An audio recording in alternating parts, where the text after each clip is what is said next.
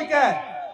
तो एगो बात हम बताओ तानी रौनी के कि हर कोई के शुरुआत हम यहाँ से करता नहीं कि हर कोई इसके नीतीश राज में 1,40,000 रुपया के नुकसान सालाना होता। कितना के नुकसान सालाना होता?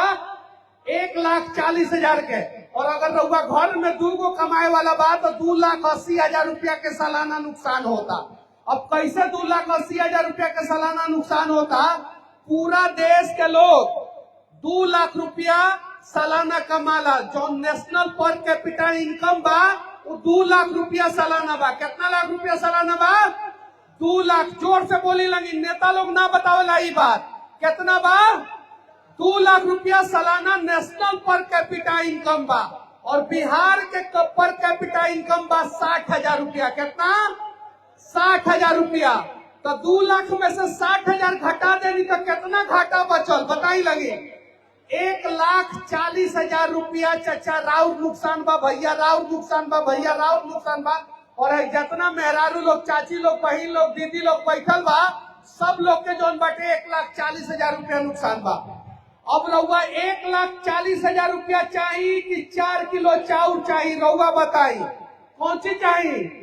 1,40,000 चाहिए कि 4 किलो चाउर चाहिए? कौन सी चाहिए? अगर 1,40,000 रुपया रउआ मिली या घर में 2 लोग कमाए के वाला बटे तो 2,80,000 रुपया भइल। अगर 2,80,000 रुपया रउआ मिलल तो रउआ 4 किलो चाउर के जरूरत ना पड़ी। रउआ घर पे लड़का जोन बटे आराम से रह के कमाई धमाई और घर में एगो 4 चक्का रही। आज गुजरात के हर घर में 4 चक्का बा कि ना? गुजरात के हर घर में 4 चक्का बा ना? तो बिहार के हर घर में 4 चक्का हो सकता कि ना हो सकता? हो सकता। अब गुजरात के जनसंख्या 7 करोड़ बा। कितना बा? 7 करोड़। बिहार के जनसंख्या कितना बा? 14 करोड़। गुजरात में 1.5 लाख फैक्ट्री बा, छोटा बड़ा। कितना लाख फैक्ट्री बा? 1.5 लाख फैक्ट्री बा, छोटा बड़ा दोनों। और बिहार में कई गो फैक्ट्री बा?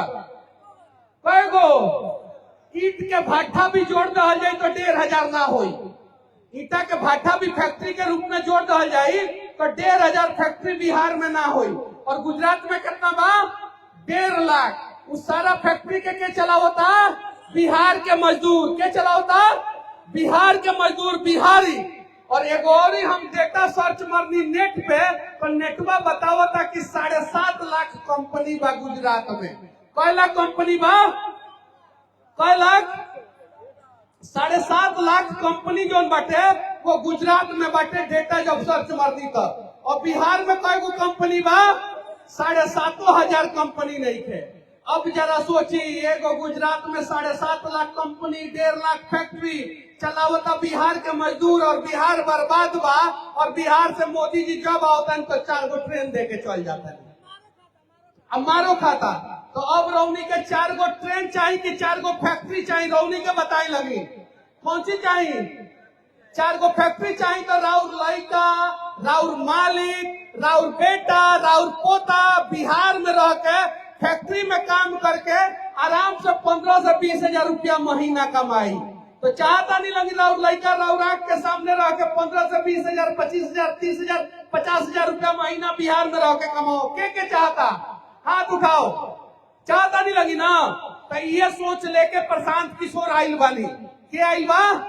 प्रशांत किशोर। और प्रशांत किशोर के साथ ही सारा जनसुराज के टीम जोन बाटे ये सोच लेके बैठल बा कि हमनी के बिहारी लोग के बिहार में रोजगार मिलो और बिहारी लोग के बिहार में इज्जत मिलो। ये लखनऊ के तैयार होके के पड़ी। अब एक आदमी के 1,40,000 रुपया नुकसान बा। और रउआ घर में अगर 4 गो कमाए वाला बा तो जोड़ के बताई कितना नुकसान बा।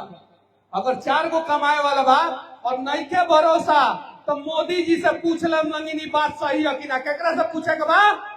केकरा से पूछे के बा? काहे हम मोदी जी से पूछे के कहता नहीं? काहे कि नीति आयोग के अध्यक्ष देश के प्रधानमंत्री होते हैं। और ये नीति आयोग का रिपोर्ट है कि देश का पर कैपिटा इनकम 2 लाख रुपया है और बिहार का पर कैपिटा इनकम 60,000 रुपया है। हॉस्पिटल में अगर इलाज लाख मार खाए के बाद तो नीतीश कुमार के वोट दी लगी। और हॉस्पिटल में बढ़िया इलाज करावे के बाद तो जनसुराज के वोट दी। अगर ब्लॉक में जमीन के कागज बनवावे ला घूस देवे के बा तो नीतीश चाचा बैठल बड़न उनकरा के जाके वोट दे दी लगे। और अगर ब्लॉक में जमीन के कागज अगर फ्री में बनवावे के बा तो जनसुराज के वोट दी। अगर अभी ताली बजेला के जरूरत नहीं है। अगर मृत्यु प्रमाण पत्र और जन्म प्रमाण पत्र, बिहार एगो ऐसा राज्य है जहां मर गईला के बाद घूस देवे के पड़ेला। जाके गया जी में लोग पिंड पारता, पिंड पारेला ना, गया जी में पारेला कि ना पारेला। अब बताई रौनी के गार्जियन के क्या नहीं आत्मा के शांति मिली जब मृत्यु प्रमाण पत्र ला घूस देवे के पड़ी। उन लोग के आत्मा के शांति मिली ना मिली तो यहाँ मृत्यु प्रमाण पत्र बनवावे ला भी घूस देवे के पड़ेला। तो अगर मृत्यु प्रमाण पत्र बनवावे ला घूस देवे के बा, जन्म प्रमाण पत्र बनवावे के ला घूस देवे के बा तो नीतीश कुमार के और मोदी जी के वोट दे दी लगी। आ घूस नहीं के देवे के तो जनसुराज के वोट दी लगी, जनसुराज के वोट दी लगी। अगर रौनी के अपन लड़का के बाहर भेज के मार खिवावे के बा, केकरा केकरा अपना लड़का के बाहर भेज के मार खिवावे के बा, हाथ उठाओ तो। मार खिवावे के बा अपन लड़का के, अपन मरद के मार खिवावे के बा बाहर भेज के, पिटवावे के बा, कुटवावे के बा बाहर। आ ट्रेन में आलू प्याज के बोरी की तरह भर के भेजे के बा। अगर भेजे के बा तो मोदी जी ट्रेन चलावता रहन, दे दी लगी वोट मोदी जी के। और नहीं के भेजे के आलू प्याज के बोरा की तरह तो जनसुराज के वोट दी लगी। केकरा के? जनसुराज के। चुनाव चिन्ह कौन सी बा जनसुराज के? कौन सी बा? कौन सी बा? स्कूल के वास्ता। कौन सी बा? स्कूल के वास्ता। कौन सी बा? स्कूल के वास्ता। स्कूल के वास्ता देम के वोट देम लगी तो वे बिहार के भविष्य बनाई। अब कुछ लोग कहता कि जनसुराज जौन है ना वो बीजेपी के बी टीम है, तो बीजेपी वाला लोग कहता कि आरजेडी के बी टीम है। अब जरा सोची, राबड़ी देवी के भाई और तेजस्वी यादव के मामा बीजेपी के प्रदेश अध्यक्ष बाड़न। केकर मामा? तेजस्वी यादव के मामा। तेजस्वी यादव के मामा क्या हुआ? दिलीप जायसवाल। राबड़ी देवी के मुंह बोला भाई हुआ ना। और तेजस्वी यादव के मामा बीजेपी के प्रदेश अध्यक्ष बाड़न। अब आरजेडी वाला बीजेपी के बी टीम बा, बीजेपी वाला आरजेडी के बी टीम बा, ये दोनों मिलकर बिहार का लूटा था। और जब नया पार्टी आवता तो ओकरा के बदनाम करे के कोशिश करता जो बिहार बदले आवता। प्रशांत किशोर जी बिहार बदले आई बानी, रौनी के भविष्य बदले आई बानी। कोशिश करम संग हमनी के एक बार बिहार बदल के देखेम संग, और ना बदल पाएम संग तो 5 साल बाद हमनी के कुर्सी पर से लात मार के रौनी के हटा देम लगे। लेकिन एक बार तो मौका देवे के पड़ी रौनी के। काहे मौका देवे के पड़ी? काहे कि कांग्रेस के रौनी के 40 साल मौका देने लगी कि ना देने लगी? देने लगी ना। तो 40 साल मौका देने लगी कांग्रेस के तो कौनो दिक्कत ना। लालू जी के 15 साल मौका देनी तो कौनो दिक्कत ना। और मोदी जी के 15 साल मौका देनी तो कौनो दिक्कत ना। और नीतीश जी के 20 साल मौका देनी तो कौनो दिक्कत ना। और 5 साल जनसुराज के मौका देवे में दिक्कत होता है। केकरा केकरा दिक्कत बा बताई? नहीं के दिक्कत हाथ उठाई के जनसुराज के मौका दी देम लगी ना। देम न लगी ना तो 3 महीना बचल बा। कई महीना? 3 महीना 90 दिन। चाची अगर तोरा अपना बेटा के मार नहीं के खिलावे के तो आज से जनसुराज लाख लड़े के पड़ी। आज से बहन लगी, दीदी लगी, भाभी लगी, अगर अपना अपना मालिक के मार नहीं के खिलावे के दूसरा राज्य में ना तो आज से लड़ाई शुरू करी लगी। और केकरा लाख? प्रशांत किशोर लाख ना, रो अपना बेटा के भविष्य लाख, रो अपना मालिक के भविष्य लाख, रो अपना पोता के भविष्य लाख, रो अपन भविष्य लाख, बिहार के भविष्य लाख। आज से लड़ाई शुरू करे लगी और आज से लड़े के बाद और जनसुराज के मौका देवे के बाद जनसुराज के मजबूत करे के बाटे तैयार बनी लगी ना। तैयार बनी कि ना बनी? अब चुनाव से पहले 90 दिन बचल बा। अब बीजेपी वाला लोग हिंदू मुसलमान करी देख लेम लगी। अब वंदे भारत ट्रेन पे पत्थर भी चली, चलत ना बा? अभी चलत बा कि ना चलता?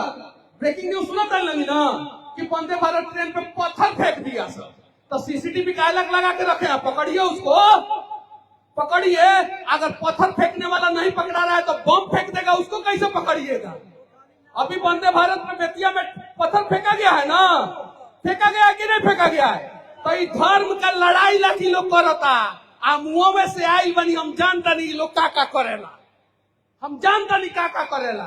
वंदे भारत ट्रेन में हर जगह सीसीटीवी है कि नहीं है? तो जो पत्थर फेंका उसको पकड़े काहे नहीं? अगर पत्थर फेंकने वाले को नहीं पकड़ रहे हैं तो बम मारने वाले को कैसे पकड़िएगा? बताइए। कल का ब्रेकिंग न्यूज है कि नहीं है? और एक और ही चीज, नवादा में एगो बच्ची इलाज करा के आवत रहे, ई रिक्शा में होकर बलात्कार हो गई। ई रिक्शा में होकर बलात्कार हो गई। गया में एगो बच्ची जौन बाटे होमगार्ड के बहाली लग गई रहे, बेहोश भइल, सरकार के एम्बुलेंस में जौन बाटे उस सरकारी अस्पताल में गई, ओकरा संगे गैंग रेप हो गई।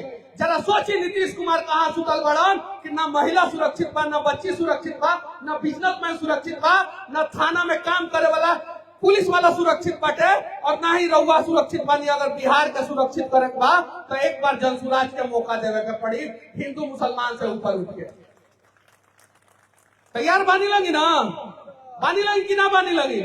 हमरा के भाजपा वाला भी बहुत सारा नेता लोग फोन करके कहेला कि बड़ी बढ़िया कहेगी मनीष जी, बढ़िया जगह बानी। भाजपा वाला लोग फोन करके कहेला कि बढ़िया जगह बानी। तो रौनी का अगर बिहार बदले के बाद, सब लोग के अगर बिहार बदले के बाद, तो ना तेजस्वी के मौका देवे के बाद, ना नीतीश के मौका देवे के बाद, अब की दाव, और ना मोदी जी के मौका देवे के बाद, अब की दाव रौनी के अपना बच्चा के भविष्य के मौका दी लगी, अपना बच्चा के भविष्य के मौका दी लगी, और आंख में आंख डाल के आ तब जाम लगिन जौन बाटे वोट देवे, आ कहेम लगिन अपना बेटवा से कि जो बच्चा हम तोर भविष्य बनावेला कब किताब वोट देता नहीं, अब किताब ना नीतीश के, ना लालू के, ना मोदी के, तोरा भविष्य ला जनसुराज के वोट देता नहीं। और अगर रउआ नीतीश के बना सकता नहीं, बनैले बन लगी ना, नीतीश के मुख्यमंत्री क्या बनौले बा? बिहार के लोग। मोदी जी के प्रधानमंत्री क्या बनौले बा? बिहार के लोग। लालू जी के मुख्यमंत्री क्या बनैलक? बिहार के लोग। राबड़ी देवी जी के मुख्यमंत्री क्या बनैलक? बिहार के लोग। जीतन राम मांझी जी के मुख्यमंत्री क्या बनैलक? बिहार के लोग। तो रउनी के अपना बच्चा के भविष्य नहीं की बना सकता नहीं? बना सकता नहीं कि ना बना सकता नहीं? बनाम लगी ना। तो आपकी दाव शिकारी आई, जाल बिछाई, दाना डाली, फौसम लगिन मत। चुनाव के पहले पैसा भी देवेला लोग ना। तो 2000 रुपया लेवे के बाद कि 1,40,000 याद रखम लगी। अगर 1,40,000 चाहिए तो 2000 के चक्कर में नहीं पड़े के, एकदम नहीं पड़े के। बाकी हमारे आगे कार्यक्रम बाटे, हम वहां जाता नहीं, और हम अपना काम में लागल बनी। जनसुराज के सरकार बनावेला, बिहार के बदलेला। रौनियों के आज से अगला 90 दिन तक, जब तक वोट नहीं के पड़त, तब तक एकदम पूरा मजबूती के साथ जौन बाटे ना जनसुराज लाग जाए। लेकिन हम दावे के साथ कहते नहीं, चंपारण क्रांति के भूमि है और यहाँ से बदलाव की शुरुआत हो। जय बिहार। बहुत